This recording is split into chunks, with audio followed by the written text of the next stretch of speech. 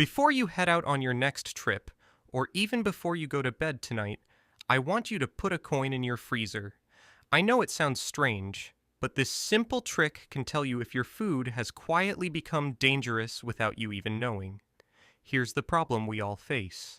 If the power goes out for a few hours while you're asleep or away from home, your freezer starts to thaw. Then, when the power comes back on, everything refreezes. When you open the door, it all looks perfectly normal. But in reality, harmful bacteria may have already had time to grow. That's the hidden danger. This is how I keep track of it. First, I fill a small rounded plastic bowl plate with water and place it in the freezer until it's completely frozen solid. Once the water is fully ice, I take a coin and gently set it right on top. Then I place the bowl back into the freezer. Now comes the important part.